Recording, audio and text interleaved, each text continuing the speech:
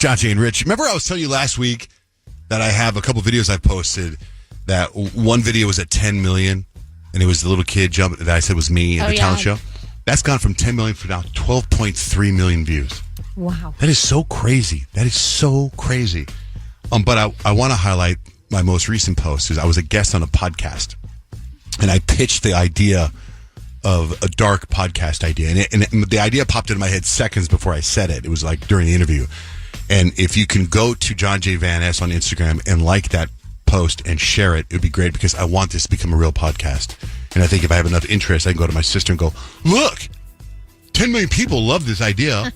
Let me do it. Let's do it. It's called Now That You're Dead. So go to John J. Van Ness on Instagram, like, and share the post of me being interviewed.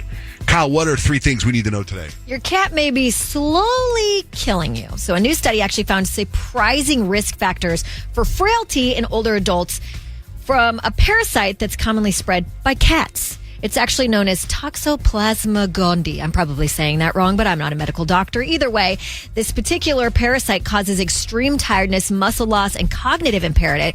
And it's just a common issue that affects a lot of, older people that have cats.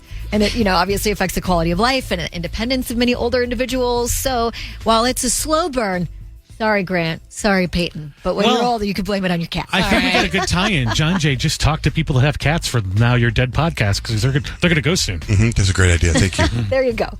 A flight that was headed from Orlando to London actually took off with 2 windows missing. What? And nobody noticed it until they reached 15,000 feet in the air. It's a bit windy.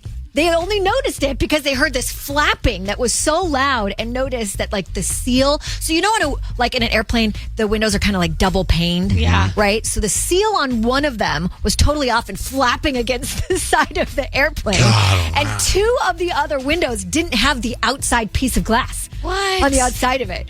So, pretty dangerous situation. It wasn't like a commercial flight. There was 11 crew members on the plane and 9 more passengers that were also, they worked for the airlines. So nobody was hurt because they quickly alerted the pilot and were like, hey, there's 2 windows missing, so we should probably not continue flying. They landed, replaced the plane, and went about their way. But I'm like, how does that happen? I don't know. How does that happen? You know how windy it is on the highway in just your car? Imagine it's 700 miles an hour, 10,000 feet. I heard that if there was ever a hole in the plane, you get sucked through it. Well, it wasn't an actual open window, so I said the windows are double paned. But I figured so on the outside, one of the panes was missing. But how come the window didn't suck the you know what I mean? That's a well-constructed window right there, right? I guess so. So they've invented a new app that can tell if you're drunk by listening to you read tongue twisters. Sure. So this app analyzes your speech and could gauge your level of intoxication because what it would have you do is it would have you read these tongue twisters while you're totally sober. And then when you want to figure out if you can drive or not, you read the tongue twisters again and it's like, you're way off. There's no way you should drive right now. The app isn't out just yet. They're still testing it, but they did compare the level of wastedness up to a breathalyzer, and it had a 98% accuracy.